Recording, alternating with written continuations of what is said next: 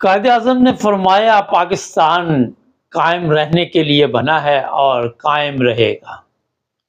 ذوالفقار علی بھٹو نے کہا بزدل قوم کے لیڈر کے ساتھ یہی سلوک ہوتا ہے، اور عمران خان آج کل جو بتا رہا ہے وہ یہ ہے کہ میری زندگی رہے یا نہ رہے، میں مر بھی جاؤں مگر غلامی قبول نہیں کرنی۔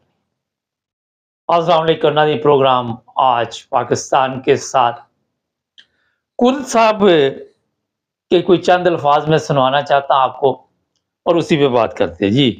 جی کر صاحب۔ کون کہتا ہے کہ جی ایچ کیو کے اوپر لوگوں نے حملہ کیا؟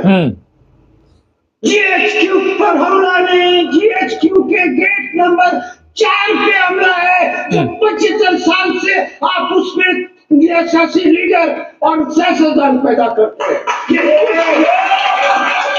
اچھا، یہ بڑا ایک اہم سوال ہے، کیونکہ آپ کے علم میں ہے کہ ہمارے جو سیاستدان ہیں ان کا مسئلہ یہ ہے کہ وہ وہیں سے پیدا ہوتے ہیں۔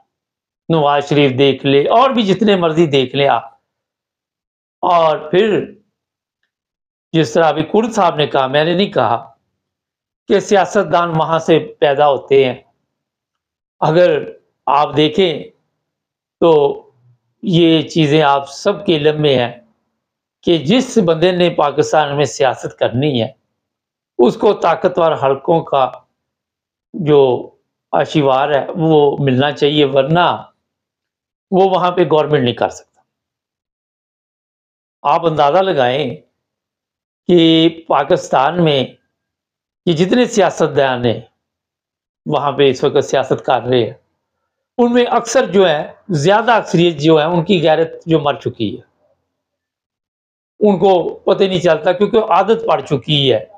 جب غیرت ختم ہو جاتی ہے پھر ان کو جس طرح مرضی استعمال کرتے رہے، اور آپ نے دیکھا پھر لوٹے بھی بنتے ہیں، ٹوٹے بھی بنتے ہیں، اور کئی لوگ پاکستان سے باہر بھی چلے جاتے ہیں۔ تھوڑا سا پیچھے چلے تو آپ کو یاد ہوگا کہ مشرف کو بھی اسی طرح گھیرے میں لے لیا گیا تھا، اور پھر وہی طاقتور حلقوں نے مشرف کو پاکستان سے نکلنے میں مدد دی۔ عدالت میں دیکھا آپ نے، مشرف نے سر پکڑا ہوا تھا۔ لیکن اگر وہ اپنے لیڈر کو طاقتور حلقے بچا سکتے ہیں تو طاقتور حلقے اس وقت آپ دیکھتے ہیں کہ عمران خان کے ساتھ کیا سلوک کر رہے، تو قوم کیوں نہیں عمران خان کو بچا سکتی؟ یہ ایک بڑا اہم سوال ہے۔ آپ دیکھتے روزانہ کبھی وہاں کیس، ادھر کیس، ادھر کیس، یہ کیس، وہ کیس، ہر طرف کیس ہی کیس چل رہے۔ بجٹ پیش کیا گیا وہ بھی جعلی طریقے کے ساتھ، اور آپ دیکھیں وہ کراچی میں طوفان آ رہا ہے، تو میں سوچ رہا تھا کہ ان کی پکنک پھر شروع ہو جانی ہے، انہوں نے کٹورے پکڑ لینے ہیں اور مانگنے نکل جانا ہے۔ بڑے ماہر ہیں مانگنے میں، وزیر خارجہ جائے گا، وزیر اعظم جائے گا، وزیر دفاع جائے گا، پھر اینڈ پہ وہ لاٹھی علی سرکار جائے گی۔ بڑے ان کو یہ مہارت حاصل ہے مانگنے کی، اور کسی چیز میں ہے یا نہیں ہے، بھیک مانگنے میں ماہر ہے ہمارے۔ وہ فوٹو بنائیں گے آپ وہاں کی، وہ غریبوں کی، وہ بیچارے سامان، کوئی مر جائے گا، کوئی لٹ جائے گا، کسی کا رڑ جائے گا، کسی کا بیڑا گرک ہو جائے گا، ان تصویروں کے ذریعے پھر اگلی آفت جو آنی ہے اس وقت تک کے لیے ان کا پکنک کا عیاشی کا بندوبست ہو جائے گا۔ یہ دیکھیں، تو آج جو حالات پاکستان میں بنے ہوئے ہیں، آپ سب کے علم میں کہ نہ ہمیں پتہ ہم نے کہاں جانا ہے، نہ ہمیں پتہ ہے کہ ہماری منزل کون سی ہے، نہ ہمارے پاس کوئی ایسی چیز ہے کہ ہم پبلک کو بتا سکے سوائے جھوٹ کے۔ ہاں، جھوٹ ہمارے پاس بہت زیادہ، ایک آئے گا، دوسرا آئے گا، تیسرا آئے گا، جھوٹ پہ جھوٹ چلتا رہے گا۔ اگر کوئی سچ بولے گا اس پہ پابندی لگا دو۔ مجھے ابھی پتہ چلا اعتزاز حسن کی بھی پریس کانفرنس اب نہیں دکھائی جائے گی، پھر کوسا کی بھی نہیں دکھائی جائے گی۔ سچ نہیں بولنا، آپ جھوٹ بولو۔ جیسے جیسے آپ جھوٹ کی لعنت کے اندر گھستے جائیں گے آپ کو وزارتیں بھی ملتی جائیں گی۔ ابھی مجھے یہ بھی پتا چلا کہ جیلوں سے مجرم نکال کے انہیں پولیس میں بھرتی کیا جا رہا ہے، ریٹائر فوجی جو ہیں ان کو بھی پولیس میں بھرتی کیا جا رہا ہے۔ اور کہا جا رہا ہے نوکریاں نہیں پاکستان میں، پاکستان کے لوگ چھوڑ کے جا رہے، اور جب آپ کی یہ نوکری ختم نہیں ہونی مرنے تک، آپ نے جب پینشن پہ جانا پھر نوکری پکڑ لینی، تو نوجوان نسل نے کہاں سے آگے آنا، ان کو کہاں سے نوکری ملنی، ان کی تعلیم کا کیا فائدہ؟ مجھے یاد ہے، پرانی بات ہے، 40-45 سال پہلے جب میں پاکستان میں تھا، تو ایک پوسٹ آفس کھل گیا ہمارے علاقے میں چھوٹا سا، تو میں بھی وہاں گیا، یہ ریڈیو کا لائسنس بنوانا تھا، تو وہاں پہ ایک بیٹھے ہوئے صاحب، میں نے کہا سر بات چیت ہوئی، کہنے لگے میں پہلے فوج میں تھا، اب میں پینشن پہ آ گیا ہوں، اب میں نے یہ پوسٹ آفس جو ہے انہوں نے مجھے یہاں بٹھا دیا کہ آپ یہ پوسٹ آفس چلائیں۔ بتانے کا مقصد یہ ہے کہ بے روزگاری بڑھتی جا رہی ہے، کہاں سے آئے گا روزگار؟ اگر یہاں آپ یورپ میں دیکھیں، اگر پینشن پہ آپ چلے بھی گئے ہیں تو لوگ اپنا کوئی کام کر لیتے ہیں، کوئی نہ کوئی جو بھی چھوٹا موٹا بزنس کوئی کر رہا ہوتا ہے وہ چلاتا رہتا ہے، کوئی پرابلم نہیں، اس میں کوئی حرج نہیں ہے، مگر سرکاری نوکریاں پھر ان کو دے دی جاتی ہے جہاں سے وہ پینشن پہ آئے ہوتے، یہ ہے سوال۔ یہاں کوئی پینشن پہ چلا جائے، ریٹائر ہو جائے، اس کو سرکاری نوکری نہیں دیتے، پرائیویٹ جو ہر بندے کو آزادی ہے جو مرضی کرتا پھر۔ تو یہ اس کا سسٹم پاکستان میں چل رہا ہے کہ آپ وہاں پہ کوئی کاروبار نہیں کر سکتے، کوئی ایسی چیز نہیں کر سکتے جب تک آپ ان لوگوں کو خوش نہ رکھیں۔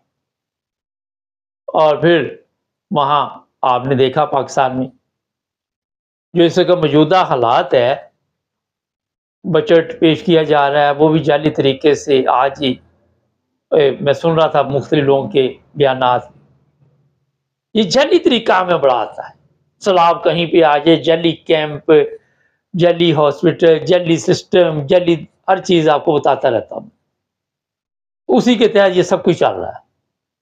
جب یہ قرضے بھی لیتے ہیں تو جلدی ان کو بنا کے IMF کو پیش کرتے، اسی لیے تو وہ دے نہیں رہے قرضے، ان کو پتا چل گیا کہ یہ 2 نمبری کرتے ہیں ہمارے ساتھ، ان کو پتا ہے کہ یہ تتر بتر ہو جائے گے، جو انہوں نے لکھ پڑھ کی ہوئی ہے پتہ نہیں کیا بننا۔ اب نارمل تو IMF کو چاہیے کہ جا کے ذرا وہاں دیکھے کہ کیا ہو کیا رہا ہے پاکستان میں، پوری انکوائری کرے، اور پھر ان کو کہ جناب یہ بدلے پتر بنو، یہ کیا ہو رہا ہے؟ نہ آپ کے پاس جمہوریت ہے، نہ آپ کو پاس کوئی سیاسی بصیرت ہے، آپ کی جیلیں بھری ہوئی ہیں بے گناہ لوگوں کے ساتھ، ان کو کھانا نہیں مل رہا، ان کو پینا نہیں مل رہا، ان کو کیس نہیں چل رہے۔ یہ جج وہ صنم جوید کو کہتا ہے کہ اس کی ماں کو کہ یہ لبرٹی مارکیٹ کیا لینے گئی، اور بندہ پوچھے پھر قمر جوید باجوہ کو گالیاں پڑی پیرس میں تو وہ پیرس کیا لینے آیا؟ لیکن کیونکہ اوپر سے انہیں آرڈر آتے، آپ نے یہ کرنا ظلم، آپ نے اس کے کپڑے اتارنے ہیں، آپ نے اس کی ویڈیو بنانی ہے، آپ نے اس کے ساتھ یہ سلوک کرنا ہے، اور وہ کرتے جا رہے ہیں۔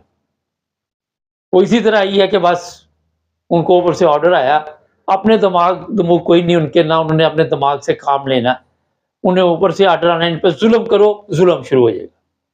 جج کو اوپر سے فون آنا، آپ نے ابھی اس کی ضمانت نہیں لینی، چلو ضمانت نہیں لینی، کینسل کر۔ جب عمران خان کے ساتھ گرفتاری کا مسئلہ بنا تو وہ بھی آپ سب کے علم میں کہ کن لوگوں نے گرفتار کیا، اور بعد میں یہ کہا کہ GHQ پہ حملہ ہو گیا، اور ادھر ہو گیا ادھر ہو گیا۔ تو یہ ایک پروگرام پہلے بنایا جاتا ہے جعلی طریقے کے ساتھ سسٹم کو چلانے کا، مگر آپ کب تک چلیں گے؟ آج دنیا کہاں پہنچ گئی، لوگ کہاں پہنچ گئے؟ میں کل دیکھ رہا تھا افغانستان کی کرنسی، وہ بنگلہ دیش کی، پاکستان کی، اس کی انڈیا کی، وہ سب کی ملاؤ تو پھر بھی ہمارا ڈالر کے حساب سے پیسے جو تھے وہ کم تھے۔ یہ ترقی کی ہم نے، یہ ہم نے قوم کو دیا، یہ انٹرنیشنل لیول پہ لوگوں کو نہیں پتا کہ ان کے پاس کچھ بھی نہیں ہے۔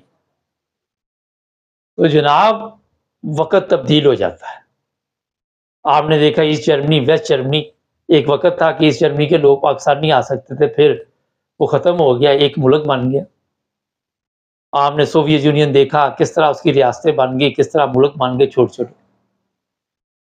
آپ نے عراق دیکھا کیا حالت وہاں پہ بن گئی، صدام کو کس طرح پھانسی دے دی گئی، قذافی، مصر، کوئی بھی ملک لے لے جہاں جہاں تباہی لی آپ سب کے ساتھ، پھر ان لوگوں کو کس طرح لٹکایا گیا، عوام کے ذریعے مروایا گیا۔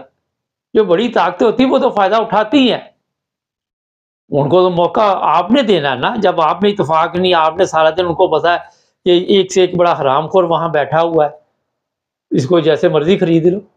میں چیلنج کرتا ہوں کہ آپ کا کوئی بندہ بھی ایسا نہیں ہوگا پاکستان میں جو امریکہ نہ خرید سکتا۔ دولت ہے امریکہ کے پاس، اس میں امریکہ کا کوئی قصور نہیں ہے۔ فوری طور پہ ہم شروع کر دیتے کہ امریکہ غلط ہے، اپنے بندوں پہ نہیں۔ آپ نے کہنا کہ یہ بک گیا ہے، یہ غلط ہے، ہر چیز دوسری طاقتوں پہ ڈالتے رہنا۔ دیکھیں میں آپ کو بتاؤں، ہماری سب سے بڑی پرابلم یہ کہ ہم اپنی غلطی نہیں مانتے، ہم اپنا قصور نہیں مانتے۔ یہ بنگلہ دیش علیحدہ ہوا، کسی نے آج تک اپنا قصور نہیں مانا، کسی نے نہیں کہا کہ یہ ہماری غلطی تھی۔ یہ سب سے بڑا ہمارے پاکستان کا جو مسئلہ ہے وہ یہ ہے۔ ابھی مجھے یہ بھی پتہ چلا ہے کہ کچھ دیر اور بھی رگڑا لگایا جائے گا۔ یہ خواتین جو پکڑی ہوئی ہیں، یہ 10-12 ہزار بندہ جو پکڑا ہو، عدالتوں کو کہا گیا کہ آپ نے ذرا بس یہ دیکھ لے، پنجاب گورنمنٹ بیٹھی ہوئی ہے، خیبر پختونخوا غیر قانونی بیٹھی ہوئی ہے، کوئی قانون نہیں۔ یہ IMF ذرا پوچھے نا ان سے کہ یہ کس قانون کے تحت بیٹھے ہوئے۔ تو جناب اب بھی ہمیں وہ راستہ اختیار کرنا چاہیے جو صحیح راستہ ہے، وہی راستہ جس کی وجہ سے آج بنگلہ دیش ترقی کر رہا ہے، انڈیا ترقی کر رہا ہے۔ سارا دن انڈیا کے خلاف ہم پراپوگنڈا تو کرتے ہیں، مگر آپ کو یہ پتا ہے کہ وہ لوگ پوری دنیا میں پھیلے ہوئے ہیں، وہ ترقی کر رہے ہیں۔ پاکستان کے مقابلے میں ان کو یہاں زیادہ پسند کیا جاتا ہے، ان کے کام کو۔ آپ یہاں کوئی کام دے دے، بلڈنگ کا دے دے، کوئی دے دے، ایک انڈین کو دے دے، ایک پاکستانی کو دے دے، پاکستانی بیڑا گرک کر دے گا، انڈین کام صحیح کر کے جائے گا۔ میرے ساتھ ہوا یہ، جو کام انڈین سے کرایا وہ پائیدار، نو ٹینشن۔ جو اپنے سے کروایا پاکستانی سے، بیڑا گرک، بے ایمان، حرام خور، کوئی اس کو یہ نہیں کہ میں نے پیسے لیے ہے، اچھا پیسے بھی زیادہ، اور صف بھی اگلی میں بیٹھنا جا کے۔ کوئی اس نے کام نہیں سیکھا، کوئی اس نے نہیں اس پہ غور کیا، بیڑا گرک کر کے پیسے لے کے چلا گیا، کوئی غلطی نہیں مانی کہ یہ سب میں نے غلط کیا۔ یہ ہماری بدقسمتی ہے۔